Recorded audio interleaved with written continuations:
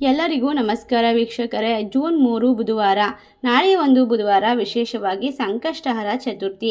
ನಾಳೆಯ ಸಂಕಷ್ಟಹರ ಚತುರ್ಥಿ ರಾಶಿಯವರಿಗೆ ಗಣೇಶನ ಸಂಪೂರ್ಣವಾದ ಆಶೀರ್ವಾದ. ಎಲ್ಲ ರೀತಿಯ ಕೆಲಸ ಕಾರ್ಯದಲ್ಲೂ ಕೂಡ ಅದ್ಭುತವಾದ ಯಶಸ್ಸು, ಸರ್ವ ವಿಘ್ನಗಳು ಕೂಡ ದೂರ ಮಾಡಿಕೊಂಡು ನೆಮ್ಮದಿಯನ್ನು ಬರಮಾಡಿಕೊಳ್ಳುವಂತಹ ವಿಶೇಷವಾದ ಸಂದರ್ಭ. ನಾಳೆಯ ಒಂದು ವಿಶೇಷವಾಗಿರುವ ಜೂನ್ 3ರಿಂದ ಈ ರಾಶಿ ಚಕ್ರದವರಿಗೆ ಆರ್ಥಿಕವಾಗಿ ಲಾಭ, ಗ್ರಹಗಳ ಸ್ಥಾನ ಬದಲಾವಣೆ, ಅನೇಕ ಶುಭ ಯೋಗಗಳನ್ನು ಸೃಷ್ಟಿ ಮಾಡ್ತಾ ಇದೆ. ಈ ಪ್ರಭಾವ ರಾಶಿ ಚಕ್ರ ಚಿಹ್ನೆಗಳಿಗೆ ಪ್ರಯೋಜನವನ್ನು ನೀಡುತ್ತದೆ. ಜೂನ್ 3ರಂದು ಈ ರಾಶಿ ಚಕ್ರದವರಿಗೆ ಎಲ್ಲ ರೀತಿಯ ಅದೃಷ್ಟ ರೂಪುಗೊಳ್ತಾ ಇರೋದ್ರಿಂದ ಕಷ್ಟಗಳಿಂದ ಪರಿಹಾರ, ಶಾಂತಿ, ನೆಮ್ಮದಿಯ ಜೀವನ. ಅಷ್ಟೇ ಅಲ್ಲದೆ ಎಲ್ಲ ರೀತಿ ಕೆಲಸದಲ್ಲಿರ್ತಕ್ಕಂಥ ಅಡೆತಡೆಗಳು, ತೊಂದರೆಗಳು ಎಲ್ಲವನ್ನ ದೂರ ಮಾಡ್ಕೊಳ್ಬಹುದು, ನೆಮ್ಮದಿಯನ್ನು ಕಂಡುಕೊಳ್ಬಹುದು. ಈ ರಾಶಿಯವರಿಗೆ ಈ ಯೋಗದಿಂದಾಗಿ ಬಡ್ತಿ ಮತ್ತು ಸಂಬಳದಲ್ಲಿ ಹೆಚ್ಚಳವನ್ನು ಪಡೆದುಕೊಳ್ಳುವ ಸಾಧ್ಯತೆ ಇರೋದ್ರಿಂದ ನಿಮ್ಮ ಗೌರವ ಮತ್ತು ಆತ್ಮಾಭಿಮಾನ ಮತ್ತು ಆತ್ಮವಿಶ್ವಾಸ ಹೆಚ್ಚಾಗುತ್ತದೆ. ನಿಮ್ಮ ಜೀವನವನ್ನು ಸಂತೋಷದಿಂದ ತುಂಬಿರುವಂತಹ ಸಮಯ ಶುರುವಾಗ್ತಾ ಇದೆ. ಹಾಗಾದ್ರೆ ಯಾವ ರಾಶಿಯವರು ಹೆಚ್ಚಿನ ಒಂದು ಅದೃಷ್ಟವಂತರು, ಯಾವೆಲ್ಲ ರೀತಿಯ ಲಾಭವನ್ನ ಕಂಡುಕೊಳ್ತಾರೆ, ಯಾವ ರೀತಿ ಕಷ್ಟಗಳಿಂದ ಪರಿಹಾರ ಸಿಗುತ್ತೆ, ಸಂಪೂರ್ಣವಾದ ವಿಶೇಷವಾದ ಮಾಹಿತಿಯನ್ನು ನೋಡ್ತಾ ಹೋಗೋಣ. ಅದಕ್ಕೂ ಮುನ್ನ ನೀವು ಕೂಡ ದೇವರು ಹಾಗೂ ಜ್ಯೋತಿಷ್ಯ ಶಾಸ್ತ್ರವನ್ನು ನಂಬೋದಾದ್ರೆ ಈಗಲೇ ವಿಡಿಯೋಗೆ ಒಂದು ಲೈಕ್ ಕೊಟ್ಟು ತಪ್ಪದೆ ನಮ್ಮ ಚಾನಲ್ನ ಸಬ್ಸ್ಕ್ರೈಬ್ ಮಾಡಿ, ಹಾಗೆ ಪಕ್ಕದಲ್ಲಿ ಇರುವಂತಹ ಬೆಲ್ ಐಕನ್ನ ಪ್ರೆಸ್ ಮಾಡಿ. ಹೌದು, ಈ ರಾಶಿ ಚಕ್ರದವರಿಗೆ ಗಣೇಶನ ಸಂಪೂರ್ಣವಾದ ಆಶೀರ್ವಾದ ನಿಮಗೆ ಸಂಪತ್ತು, ಸಂತೋಷವನ್ನ ತಂದುಕೊಡುತ್ತದೆ. ಈ ರಾಶಿಯವರಿಗೆ ಚಂದ್ರನು ತನ್ನ ರಾಶಿಯಿಂದ ನಕ್ಷತ್ರ ಪುಂಜವನ್ನ ಬದಲಾಯಿಸ್ತಾ ಇರೋದ್ರಿಂದ ಬಹಳ ಮುಖ್ಯವಾಗಿ, ವಾಸ್ತವವಾಗಿ ಈ ರಾಶಿಯವರಿಗೆ ಎಲ್ಲಾ ರೀತಿಯ ಸೌಂದರ್ಯ, ಸಕಲ ಅಷ್ಟ ಐಶ್ವರ್ಯ, ಸ್ಥಿರ ಮತ್ತು ಚಂಚಲತೆ ದೂರವಾಗುತ್ತೆ. ನೀರು ಮತ್ತು ಸೌಂದರ್ಯದ ಗ್ರಹವಾದ ಚಂದ್ರನು ಏಕಕಾಲದಲ್ಲಿ ರಾಶಿ ಚಕ್ರ ಮತ್ತು ನಕ್ಷತ್ರವನ್ನ ಪ್ರವೇಶ ಮಾಡ್ತಾ ಇರೋದ್ರಿಂದ ಈ ರಾಶಿಯವರಿಗೆ ಅದ್ಭುತವಾಗಿರುವಂತಹ ಸಂದರ್ಭ. ಏಕೆಂದ್ರೆ ಇದು ಜ್ಯೇಷ್ಠ ಮಾಸವಾಗಿರೋದ್ರಿಂದ ಚಂದ್ರನು ಪ್ರಸ್ತುತ ವೃಶ್ಚಿಕ ಮತ್ತು ಜ್ಯೇಷ್ಠ ನಕ್ಷತ್ರದಲ್ಲಿ ಸಾಗುತ್ತಿದ್ದಾನೆ.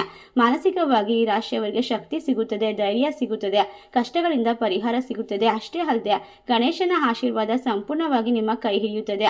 ನೀವು ಮಾಡುವಂತಹ ಕೆಲಸ ಕಾರ್ಯ, ವ್ಯಾಪಾರ ವ್ಯವಹಾರದಲ್ಲಿ ಖ್ಯಾತಿ ಹೆಚ್ಚಾಗುತ್ತದೆ. ಅಷ್ಟೇ ಅಲ್ಲದೆ ನಿಮ್ಮ ಜೀವನ ಇನ್ನು ಮುಂದೆ ದುಪ್ಪಟ್ಟು ಲಾಭ, ಅದೃಷ್ಟ, ಸಂಪತ್ತಿನಿಂದ ತುಂಬಿರುತ್ತೆ ಅಂತ ಹೇಳಿದ್ರೆ ತಪ್ಪಾಗೋದಿಲ್ಲ. ನೀವು ಯಾವುದೇ ಕೆಲಸಕ್ಕೆ ವಾದ ವಿವಾದದಲ್ಲಿ ಸಿಲುಕಿ ಹಾಕಿಕೊಂಡ್ರು ಕೂಡ ಎಲ್ಲವನ್ನ ಸರಿಪಡಿಸ್ಕೊಳ್ಬಹುದು. ಕುಟುಂಬ ಸದಸ್ಯರ ನಡುವೆ ಪ್ರೀತಿ, ಬಾಂಧವ್ಯ, ಮನಸ್ಸಿನಲ್ಲಿ ಶಾಂತಿ, ನೆಮ್ಮದಿ ಜಾಸ್ತಿ ಆಗ್ತಾ ಹೋಗುತ್ತೆ. ಅಷ್ಟೇ ಅಲ್ಲದೆ ಕ್ರೀಡಾ ಜಗತ್ತಿನಲ್ಲಿ ತೊಡಗಿರುವಂತವರಿಗೆ ತಮ್ಮ ಕುಟುಂಬವನ್ನ ಖುಷಿಪಡಿಸುವ ಅವಕಾಶ ಸಿಗುತ್ತೆ. ಹೊಸ ಕಂಪನಿಗಳಲ್ಲಿ ಕೆಲಸ ಸಿಗುವ ಸಾಧ್ಯತೆ ಇದ್ದು ತಮ್ಮ ಕೆಲಸವನ್ನ ಸಮಯಕ್ಕೆ ಸರಿಯಾಗಿ ಪೂರ್ಣಗೊಳಿಸುವಲ್ಲಿ ಯಶಸ್ವಿ ಆಗ್ತೀರಾ. ಈ ಸಮಯ ನೀವು ನೋವಿನಿಂದ ಸ್ವಲ್ಪ ಪರಿಹಾರವನ್ನ ಪಡೆದುಕೊಳ್ಳಬಹುದು. ಇನ್ನು ಮುಂದಿನ ದಿನಗಳಲ್ಲಿ ನಿಮ್ಮ ಜೀವನದಲ್ಲಿ ಗಣೇಶನ ಆಶೀರ್ವಾದ ಸಾಕಷ್ಟು ಅದೃಷ್ಟ, ಲಾಭ, ಸಂಪತ್ತನ್ನ ಸೃಷ್ಟಿ ಮಾಡಿಕೊಡುತ್ತೆ. ಇಷ್ಟ ಲಾಭವನ್ನ ಈ ರಾಶಿಯವರು ಕಂಡುಕೊಳ್ಳುವ ಮೂಲಕ ಮನೆಯಲ್ಲಿರ್ತಕ್ಕಂಥ ಮನಸ್ತಾಪ, ಜಗಳ, ಕದನ ಎಲ್ಲವನ್ನ ದೂರ ಮಾಡ್ಕೊಳ್ಬಹುದು. ವೃತ್ತಿ ಬದುಕಿನಲ್ಲಿ ದೊಡ್ಡ ದೊಡ್ಡ ಮೈಲಿಗಲ್ಲನ್ನ ಸಾಧಿಸಬಹುದು. ಯಾವುದೇ ರೀತಿಯ ವಾದ ವಿವಾದವನ್ನ ಈ ಸಮಯದಲ್ಲಿ ನಿಯಂತ್ರಿಸಲು ಪ್ರಯತ್ನಿಸಬೇಕು. ಯಾವುದೇ ಪ್ರಮುಖ ತೊಂದರೆಗಳನ್ನ ತಪ್ಪಿಸಲು ನಿಮಗೆ ಸಹಾಯವಾಗುತ್ತೆ. ಕೆಲಸ ಮಾಡುವಂತಹ ಜನರು ಈ ಸಮಯದಲ್ಲಿ ಪ್ರಯಾಣ ಪ್ರಯೋಜನಕಾರಿಯಾಗಿರುತ್ತೆ. ನಿಮ್ಮ ತಾಯಿಯೊಂದಿಗೆ ನಿಮ್ಮ ಆಲೋಚನೆ ಹಂಚಿಕೊಳ್ಳೋದ್ರಿಂದ ಮನಸ್ಸಿಗೆ ಶಾಂತಿ, ನೆಮ್ಮದಿ ಸಿಗುತ್ತದೆ.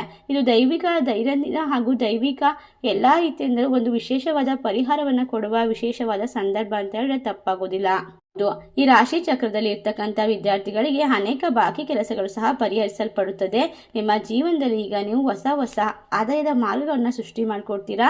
ವಿದ್ಯಾರ್ಥಿಗಳಿಗೆ ಪ್ರತಿಯೊಂದು ಎಕ್ಸಾಮ್ಗಳಲ್ಲೂ ಕೂಡ ಪ್ರಗತಿಯ ಒಂದು ಸಾಧ್ಯತೆಗಳಿದೆ.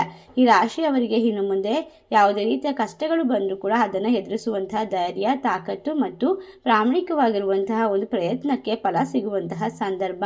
ಯಾರಿಗೆಲ್ಲ ಕಂಕಣವಾಗಿ ಕೂಡಿ ಬಂದಿಲ್ಲವೋ ಅವರಿಗೆ ಮದುವೆ ಆಗುವಂತಹ ವಿಶೇಷವಾಗಿರುವಂತಹ ಸಂದರ್ಭ ಶುರುವಾಗ್ತಾ ಇದೆ. ಈ ರಾಶಿ ಚಕ್ರದವರಿಗೆ ಇನ್ನು ಮುಂದಿನ ಹಲವಾರು ವರ್ಷಗಳವರೆಗೂ ಕೂಡ ಮನಸ್ಸು ಯಾವಾಗಲೂ ಶಾಂತಿ ಮತ್ತು ನೆಮ್ಮದಿಯಿಂದ ತುಂಬಿರುತ್ತೆ ಅಂತ ಹೇಳಿದ್ರೆ ತಪ್ಪಾಗುವುದಿಲ್ಲ. ಇಷ್ಟೆಲ್ಲ ಅದೃಷ್ಟವನ್ನ ಈ ರಾಶಿಯವರು ನಾಳೆಯಿಂದ ಗಣೇಶನ ಆಶೀರ್ವಾದದಿಂದ ಬರಮಾಡ್ಕೊಳ್ತಾರೆ. ನಾವು ತಿಳಿಸುವಂತಹ ಸಣ್ಣ ಪುಟ್ಟ ಪರಿಹಾರಗಳು ನಿಮ್ಮ ಜೀವನಕ್ಕೆ ದೊಡ್ಡ ದೊಡ್ಡ ಮಾರ್ಗದರ್ಶನವನ್ನ ನೀಡುತ್ತೆ ಮತ್ತು ಸಹಾಯವನ್ನ ಮಾಡುತ್ತೆ. ಅದಕ್ಕೋಸ್ಕರ ಎಲ್ಲೂ ಸ್ಕಿಪ್ ಮಾಡದೆ ಪೂರ್ತಿ ನೋಡಿ ಮತ್ತು ನಾವು ತಿಳಿಸುವಂತಹ ಸಣ್ಣ ಪರಿಹಾರವನ್ನ ನಿಮ್ಮ ಜೀವನದಲ್ಲಿ ಅಳವಡಿಸಿಕೊಳ್ಳಿ. ನೀವು ಬದಲಾಗುವಂತಹ ಜೀವನವನ್ನ ಕಂಡುಕೊಳ್ತೀರಾ. ನಿಮ್ಮ ಕನಸುಗಳನ್ನ ನನಸು ಮಾಡ್ಕೊಳ್ತೀರಾ. ಸಾಲ ಬಾಧೆ, ಆರ್ಥಿಕ ಸಮಸ್ಯೆಗಳಿಂದ ಪರಿಹಾರ ಅನ್ನೋದನ್ನ ಸುಲಭವಾಗಿ ಕಂಡುಕೊಳ್ಳೋಕೆ ಸಾಧ್ಯವಾಗುತ್ತೆ. ಹೌದು, ಈ ವಿಶೇಷವಾಗಿರುವಂತಹ ಸಂಕಷ್ಟಹರ ಚತುರ್ಥಿ ಸಮಯದಿಂದ ನಿಮ್ಮ ಜೀವನದಲ್ಲಿ ನೀವು ಏನನ್ನ ಬೇಕಾದರೂ ಸಾಧಿಸಬಹುದು.